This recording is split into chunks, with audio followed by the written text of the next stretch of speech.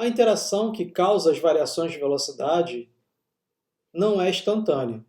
Em vez disso, a interação ocorre durante um determinado intervalo de tempo.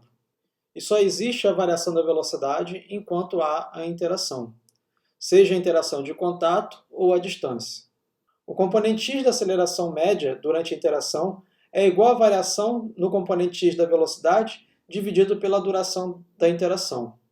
Na animação, temos dois objetos, um objeto laranja, com uma velocidade inicial de 3 metros por segundo, e um objeto azul, com uma velocidade inicial de menos 3 metros por segundo. A massa do objeto laranja é de 2 kg e a massa do objeto azul de 1 kg. Então, nessa tabela é mostrado a velocidade do objeto 1 em metros por segundo, a velocidade do objeto 2 em metros por segundo e o momento linear do objeto 1, que será o produto da sua inércia, ou da sua massa, vezes a sua velocidade inicial, que dará 6 kg vezes metro por segundo.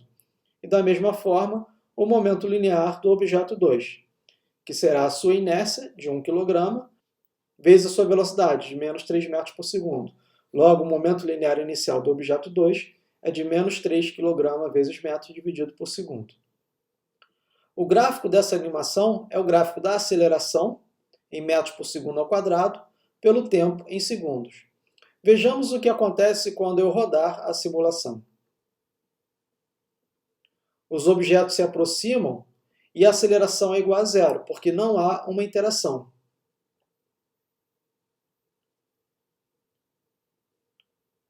Quando os objetos entram em contato físico, uma interação de curto alcance, existe a interação, logo uma aceleração diferente de zero. Após a interação, veja que a aceleração volta a ser nula. Como eu venho afirmando, uma interação provoca a alteração do estado do sistema. E nesse caso, o estado do sistema era a velocidade constante. Os dois objetos se moviam com uma velocidade retilínea uniforme. E quando interagem, esse estado muda. As velocidades variam no tempo. Isto é, os objetos passam a ter um movimento forçado. Eles passam a ser acelerados. Vejamos agora uma segunda animação. Neste caso, eu tenho uma interação de longo alcance. Os objetos interagem entre si sem a necessidade de tocarem um no outro.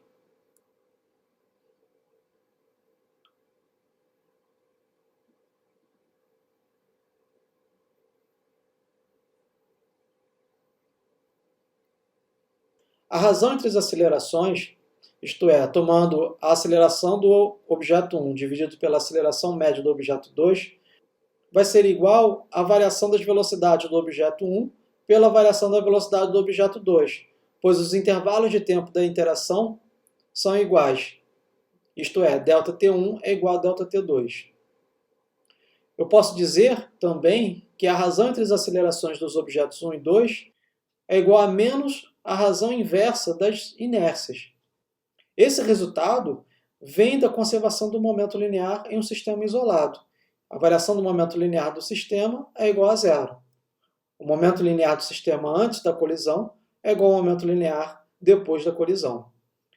Posso escrever a equação anterior como a inércia do objeto 1 vezes a sua variação da velocidade, mais a inércia do objeto 2 vezes a variação da sua velocidade. Esse resultado tem que ser igual a zero. Ou, como já obtemos em aulas anteriores, a razão das variações das velocidades é igual ao inverso da razão das massas.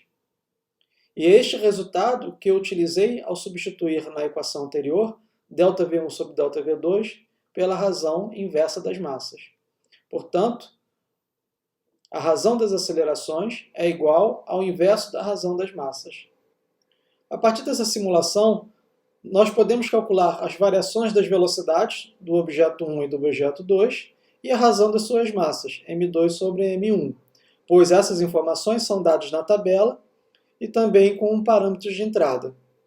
A partir dos dados da tabela, eu encontro que a variação da velocidade do objeto 1 é de menos 4 metros por segundo. Lembre-se que a velocidade inicial era 3 metros por segundo e a velocidade final menos 1 metro por segundo. Portanto, a variação da velocidade de menos 4 metros por segundo. A variação da velocidade do objeto 2 é igual a mais 8 metros por segundo. Lembre-se que a velocidade inicial era menos 3 metros por segundo e a velocidade final 5 metros por segundo. Portanto, a variação é igual a mais 8,0 metros por segundo. Daí, a razão ΔV1 sobre ΔV2 será igual a menos 4 dividido por mais 8, que será igual a menos 0,5. A variação da velocidade do objeto 1 é a metade da variação da velocidade do objeto 2, pois o objeto 1 tem maior inércia. E esse resultado está em acordo com a minha expressão que vem da conservação do momento. ΔV1 sobre ΔV2 é igual a menos a razão inversa das massas. M2 é igual a 1 e M1 é igual a 2. Então, ΔV1 sobre ΔV2 é igual a menos 0,5. Desse resultado, encontramos que a aceleração do objeto 1 é metade da aceleração do objeto 2. Afinal de contas, o objeto 1 tem maior inércia. Quanto maior a inércia, mais difícil é alterar o estado do movimento. Mais difícil é alterar a variação da velocidade.